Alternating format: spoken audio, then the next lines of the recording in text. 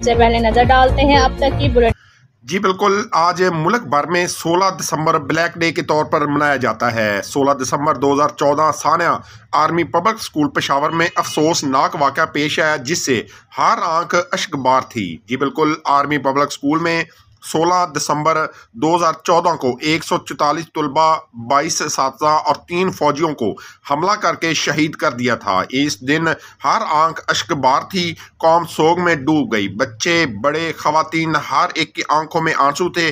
کیسے بھول سکتے ہیں وہ جنہوں نے ان کی معصوموں کی لاشیں اپنے ہاتھوں میں اٹھائی تھیں۔ اس سانحے کو 8 سال بیت گئے، لیکن یہ سانحہ آج بھی ان شہیدوں کی ماؤں کے دلوں پہ وہی قیامت سا منظر لاتا ہے۔ وہ دل دہلا دینے والا سانحوں کو کبھی فراموش نہیں کر سکتے۔ خون بھرے درد سے کرہتے بچوں کی آنکھوں کو کیسے بھول سکتے ہیں؟ یہ واقعہ آج بھی ان ماؤں کے کلیجے چھلنی کرتا ہے۔ سلام پیش کرتے ہیں ان کے والدین کو جو اس سانحے کے بعد بھی اپنے بچوں کو اس سکول میں تعلیم حاصل کرنے کے لیے بھیجتے ہیں، اور سلام ہے ان بہادر بچوں کو جو اس سکول میں تعلیم حاصل کر رہے ہیں، جنہوں نے اپنے پھول سے بچوں کو کھویا اور ہم ان کے غم میں شریک ہیں۔ جی بالکل، سانحہ آرمی پبلک سکول پشاور کو 8 سال بیت گئے، ہر غم ابھی بھی تازہ ہے۔ ان خیالات کا اظہار young journalist group press club Vehari کے group leader doctor Irfan Chaudhry نے ایک بیان میں کہا ہے کہ انہوں نے کہا کہ 16 دسمبر 2014 یہ وہ دن تھا جس کا سورج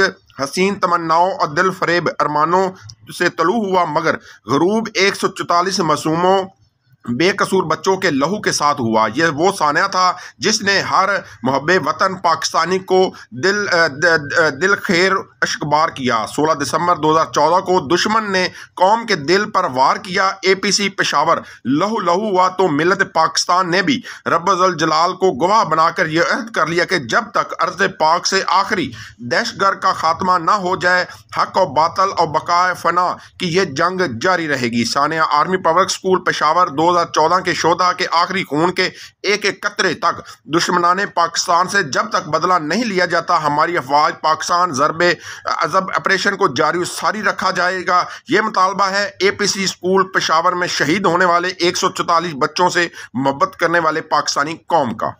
جی